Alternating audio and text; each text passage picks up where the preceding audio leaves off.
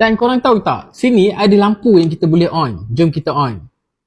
Korang tengok tu, agak terang kot dia punya lampu. Boleh buat lampu selfie guys. Korang rasa apa benda ni? Ni adalah wireless power bank guys. Jom kita buka dan tengok. Itu dia guys. Korang tengok lah. Lawa gila babe. Ini adalah power bank 10,000 mAh. Korang tengok design dia kat depan. Ada kucing guys. Kemudian dia ada battery indicator dekat sini. Ini port charging wireless. Dan korang tengok ni guys. Kita ada kabel charging kat tepi ni.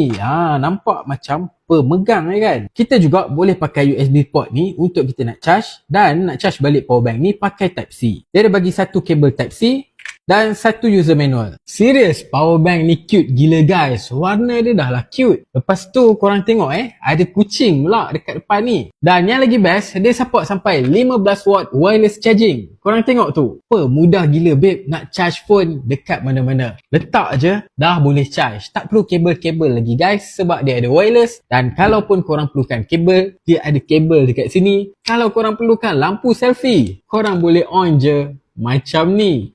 Bukan je nak cari barang yang hilang, korang boleh buat lampu selfie. Sebab lampu dia banyak guys. Tak macam power bank lain yang ada satu je lampu. Serius, aku memang impress gila dengan power bank ni. Cute gila kot dia punya design. Lepas tu dia punya function memang banyak gila. So guys, kalau korang pun minat dengan power bank yang cute dan comel macam ni, tengok dekat beg kuning di bawah.